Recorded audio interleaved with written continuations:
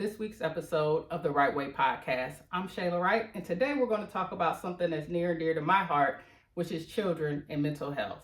So, we all can agree that we've experienced some type of trauma during our adolescence and our childhood, and who we are and what we do and the way we act now, we learned as we were growing up. So, why aren't we teaching our children coping skills? Why aren't we paying attention to mental health and teaching them how to cope with situations and deal with their mental health? So today I have a very special guest. I have school social worker Diamond Jacobs. Say hi, Diamond. Hi. And we're going to discuss mental health in our schools and what we as caregivers, parents, teachers, friends, anybody dealing with today's youth can do concerning children's mental health. So let's start with some statistics. 1 in 6 children ages 2 to 8 have been diagnosed with a behavior, developmental, or mental disorder. And 50% of all lifetime mental illnesses begins by age 14, and 75% begin by age 24. Anxiety disorders are the most common mental health condition between children ages 3 to 17. And studies show that suicide is the second leading cause of death among individuals ages 10 to 24. So, Diamond, can you give me some background on why you became a school social worker and why you work with the youth? The reason why I became a school social worker is because I wanted to be the voice for children, for teenagers that are not heard, for children that when they speak to someone, their words just go over that person's head. I was in an abusive home with my mother, and the DSS and my county failed me as I reached out to many teachers and counselors. My voice was never heard. So growing up, I experienced a lot of suicidal attempts and things of that sort. So as I got older, I knew like, hey, I should be here. So I just want to be that voice for children that are not being heard. So, what are some of the mental health issues that you see that our children are facing now? Within the school system, there's bullying, there's suicidal attempts. Kids don't know how to think for themselves. I know there are a lot of situations where kids and teenagers want to hurt themselves because their friend doesn't want to be their friend anymore. It's just the little things now that's causing this new generation to just want to just hurt themselves. There's no thinking involved. It's just it goes automatically to, well, I shouldn't be here. Nobody cares about me. So just trying to put in place like, hey, I'm here. If nobody else is, I'm here. I care about you. And I see that a lot in the kids that I work with too. The peer pressure and the rejection from their peers and things like that. When things happen, it's a really big thing in their lives, and they don't know really how to deal with it. Mm-hmm. And it's just like, we have to pay more attention to the kids and their signs, for help, because things that we grew up with that we would be able to take normally, these kids these days they struggle with. They're not built as strong as and mentally tough as our parents and things like that. We had to go through a lot and deal with a lot more, but these days, it's a little different. So what are some signs that you've seen that we can recognize that a child is struggling? Some students, I will say, some students do reach out. Some do, they do voice how they feel. Others, the signs to look for is the standoffish. They don't talk much. You see, let's say you see the whole classroom laughing, but this one student, they're not laughing. A student that sits by themselves at lunch. A student, and some could be the teacher's pay. You know, I want to hand out papers for the teacher. I know other signs I see that I've done. I wrote papers. I had book projects or paper projects to where every assignment I wrote about was about child abuse, or I will end it with I'm talking about me, or just throwing different signs out there like, hey, I need you. Like, hey, don't you see my assignment is about child abuse? Like, I'm trying to throw signs out there without throwing signs out there. But just being vigilant. A lot of kids just, I don't know, it's just the way you just have to feel it. Because this generation, they're scared to say anything. Mm-hmm.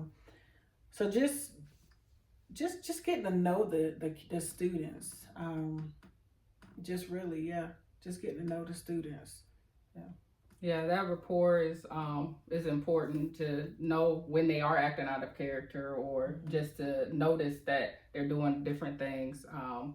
Is really important. So, what do you think our schools are doing to support mental health, and how do you play a role as a social worker? The schools there's behavioral health specialists that are in place. There's a crisis team that I myself am a part of when there's any type of grief or something going on in the students or the schools lives.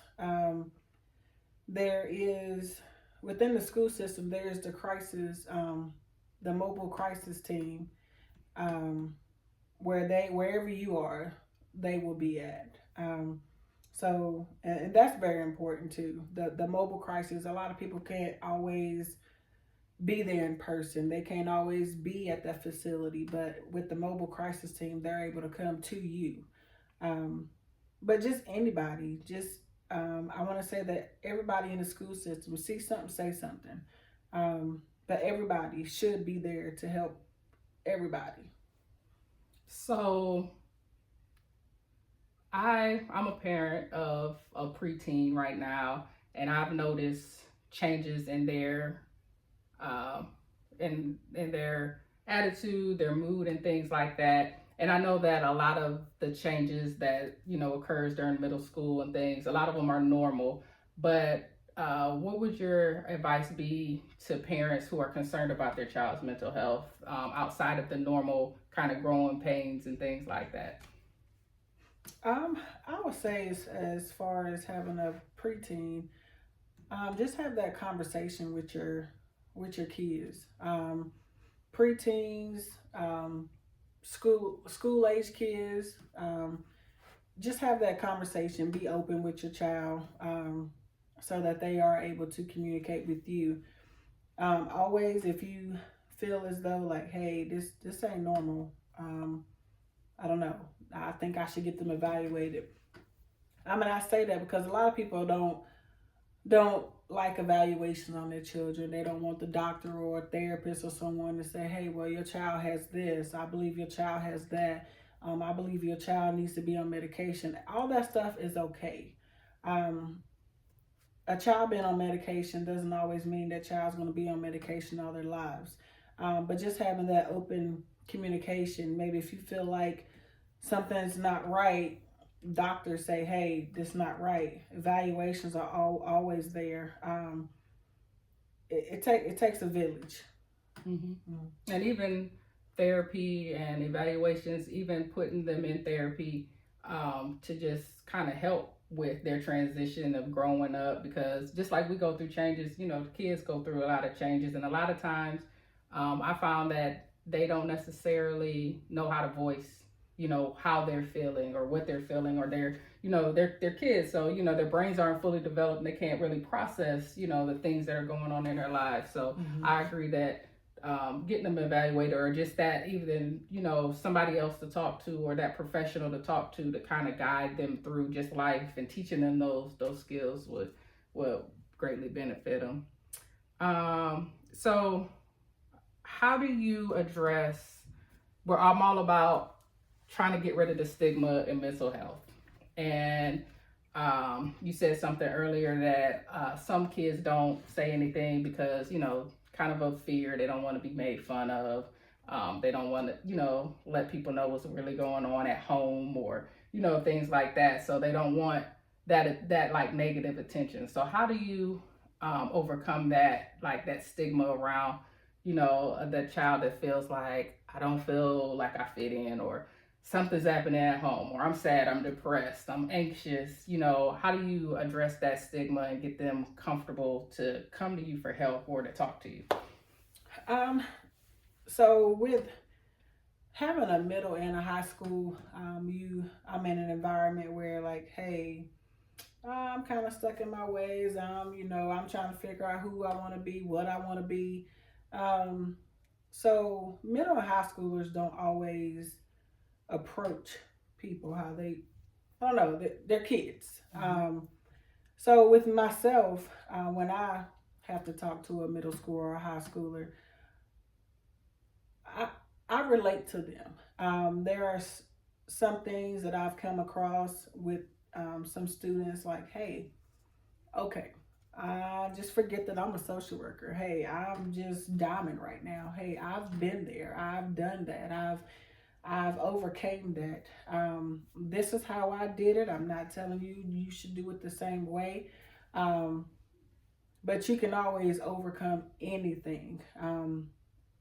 Just always letting the student know, like, hey, I've been where you are. I've overcame that. I'm where I am today. Helping them learn how to cope. Helping them learn how to think. Letting them know, like, hey, yes, I may have attempted suicide, but I'm here. Just being there, just being open with them, honest with them, just getting on their level, just being able to relate to them. Just, you don't have to know, no ma'am, yes ma'am, like, yes, no, like, just think of me as one of your friends at the moment, and I'm here trying to help you. That's good, and just kind of getting to their level, because a lot of times we think, or we forget as adults, that we were those kids. We were that middle schooler that was, trying to figure out, or we felt rejected by that, that group of friends, and we really didn't know how to deal with it. So we kind of forget that we were there at that one point in time. And if we had, me personally, if I had that person to show me, a way to deal with that, or the correct or the healthy way to deal with the feelings that I was feeling, right, like during puberty, and because they're hormones all over the place. They're in transition. They're in middle school. They're not quite kids, but they're not quite adults, and that's just it's a lot to process and a lot to think of. Then high school, they they expect you to know exactly what you want to do. When you graduate, and you haven't had those experiences, so we forget a lot of times that we were those people, and sometimes still a lot of us, we still don't know where we want to do. Right. We're in our 30s, 40s, 50s, and still not sure what you want to do, or we're going back to school because we figured it out. Right. So we forget that we were those kids, and I feel that if we concentrate on teaching those kids the skills to cope, and to realize it's okay not to know. Right. To realize, hey, you're just a kid, or you're growing up, and you're going to have to experience different things, and what you like. We have those conversations with the kids, but a lot of times, especially for me, when I was growing up, a child needs to stay in a child's place. You say something, or we always hear, or you're just a kid.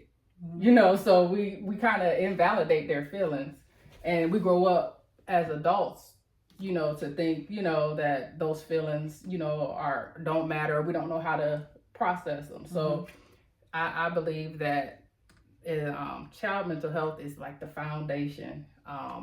I remember that I had a lot of deaths in my family. And my daughter, she was maybe like 7, 8, and it was like maybe like 3 people close to us that died that year. And I said that I was gonna put her in counseling. I tried to explain to her, they're in heaven now, all the things we tell kids. But I decided to put her in counseling so a professional can kind of help her, deal with those thoughts and process grief, in a healthy way. And I was met with so much like pushback, like, why are you putting her in counseling? She's not crazy, all that stigma around counseling where you have kids too. Like, if your child has a cavity, you take them to the dentist, or if you take them to the doctor, get their shots, or you teach them how to tie their shoe and how to make their bed. Like, we teach our kids stuff, so why aren't we teaching them how to live? Right. We're not teaching them how to deal with their emotions, and because life is not gonna stop. And as I hear that term, I'm done adulting a lot. Right. The problems just, now we got bills, now we got, responsibility just keeps building up. So I really think that this conversation was well needed. I thank you for coming and talking to me. You're my first podcast guest. Hey. So I appreciate it. Just, sharing your knowledge, sharing your story, and just kind of opening up the conversation that we really need to focus on our kids and teach them so they won't, for lack of better words, turn into us. We wait till, we're older, try to figure out, well, I need to focus on my mental health. And, we're trying to figure out, learn those coping skills now. Especially if you're parents and you already have children, like, you're trying to focus on yourself, but also make sure your kids are good. But just knowing that it's okay not to be okay. Yep. And it's like you said, it's okay. And we have to normalize that. We don't have to, we have this persona, or like we got to feel like we got it all together, especially as parents. Mm-hmm. We got to feel like we got it all together for them. Right. We don't want them to see mommy cry, or daddy shouldn't cry, men don't cry, or, just you hear those things that we're teaching them but we're giving them a false hope or a false vision of how life really is. Right. Because I look back at my life and I'm like, well, dang, my mom was my age, and I was like, she was going through, and, she was sad and frustrated, at times, and you got to portray, like, to your kids that, I'm Superwoman and I can do it all, and I'm gonna work all these jobs, and, that you don't get tired and frustrated.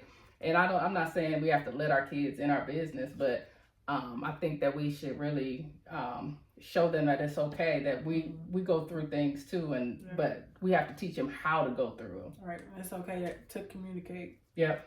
We got to keep that line of communication open, and and then a lot of times they don't know why they feel the way they feel, and that's okay too. Because sometimes you wake up and I'm not in the mood. I'm not in the mood. I'm frustrated. I just don't feel it today. And I mean, we have to stop kind of pretending in front of our kids and giving them that false perception that life is going to be this thing. And then when they get to life, they're not prepared because well, I see my mama and she never did this, but no, mama was struggling, and she just didn't let you see it, and then she didn't teach you how to, when you come to that struggle, and we always want more for our kids, but I think the best thing we can do is to teach them. Right, and also just teaching them, and also just watching them, because my daughter had a outburst all through kindergarten, and she was acting out. She was trying to communicate, just trying to let somebody know something's not right. Mm-hmm. But she ended up getting diagnosed with ADHD, and she's currently having an amazing year. She's on medication. Doctor said she don't have to be on it all her life. Mm-hmm. Just to try and maintain, and she's having a great year. Yeah. So Yeah, but you as a parent, you try different things until of course. until it works. Yeah. We can't give up on them or write them off, or Mhm. because sometimes it is a kind of chemical imbalance that she can't explain, we can't explain it, Mhm. so just getting that help and trying different things, it's okay. Mhm. It's okay, and that doesn't make us bad parents, or actually that makes us better parents Mhm. for getting our children help. That's in my opinion. Right. But I'm glad she's having a great year. Ooh, Jesus. I'm glad she's having a better year, but it's important. I just want to thank you again for talking to me today. Yeah, no problem. Definitely have you back. Well, thank you. You didn't act up too bad. Like, Ooh, okay. but that's the end of our podcast this week. Please like, share. I hope that you have gotten something out of this conversation. Keep the conversation going. Go talk to your kids. Talk to the kids in your life. See what's going on with them. And let's be more transparent with our youth. Until next time, I'm Shayla, and this is Diamond. Thank you again.